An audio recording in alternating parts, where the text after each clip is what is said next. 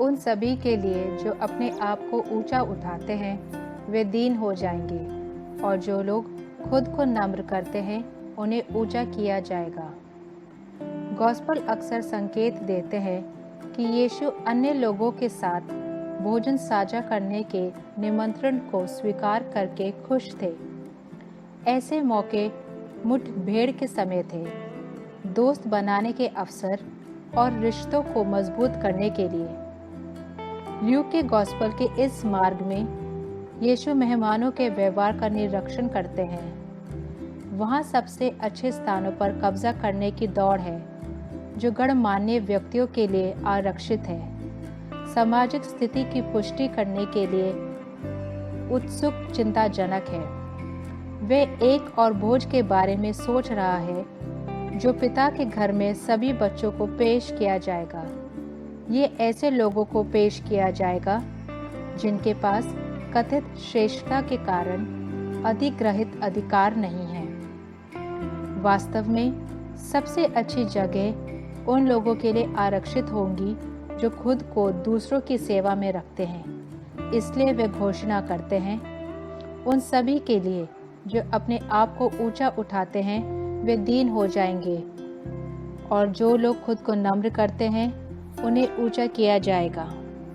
अपने आप को ध्यान का केंद्र बनाकर अपने लालच, अपने अभिमान, अपनी मांगों और शिकायतों के साथ हम मूर्ति पूजा के मुंह में पड़ जाते हैं, अर्थात झूठे देवताओं की पूजा करते हैं जो सम्मान और विश्वास के लायक नहीं है। इसलिए पहली बात यह है कि यीशु हमसे पूछ रहे हैं कि हमें अपने अहंकार के आसन से नीचे आना है और खुद को भगवान बनाना है, और खुद को नहीं, जीवन में ध्यान केंद्रित करना है।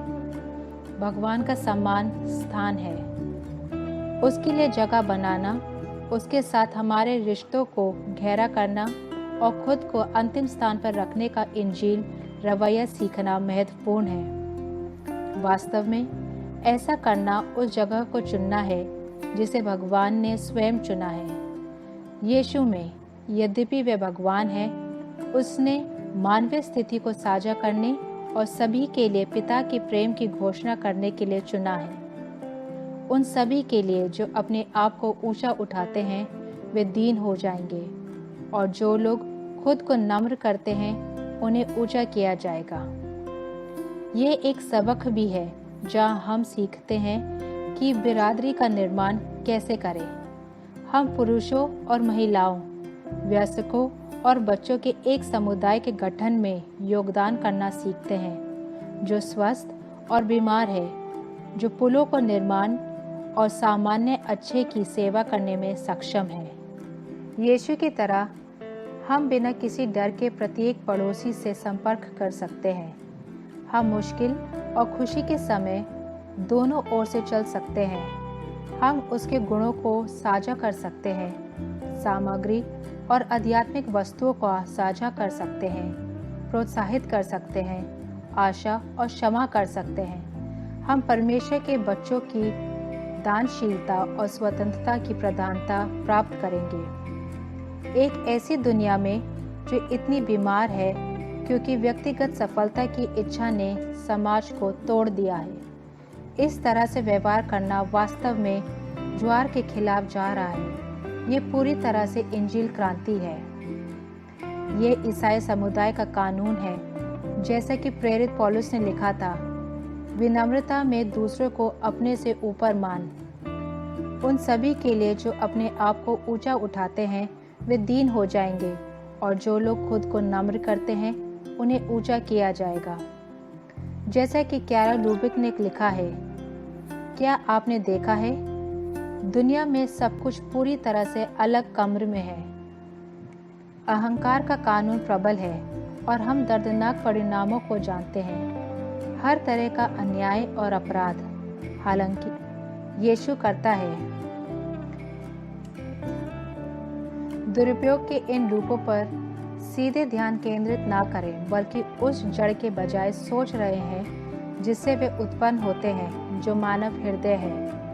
हमारे दिलों को बदलना होगा यदि हम नए दृष्टिकोण प्राप्त करने और वास्तविक और बस रिश्तों को स्थापित करने के लिए है। विनम्रता का मतलब केवल महत्वाकांक्षी होना नहीं है। इसका मतलब यह भी है कि हम अपनी खुद की नीयत के बारे में जानते हैं, ये जानते हुए कि हम भगवान से पहले कितने कम हैं, और इस तरह खुद को बच्चों की तरह अपने हाथों में रखते हैं। हम नम्र कैसे हो सकते हैं? जैसा कि यीशु ने किया और हमारे भाइयों और बहनों के लिए प्यार से किया। परमेश्वर मानते हैं कि हम दूसरों के साथ जो कुछ भी करते हैं वह उसके लिए किया जाता है। इसलिए खुद को कम जगह पर रखना और उनकी सेवा करना एक मामला है, और हम निश्चित रूप से आने वाले समय में अगले जन्म में दुनिया में श्रेष्ठ होंगे।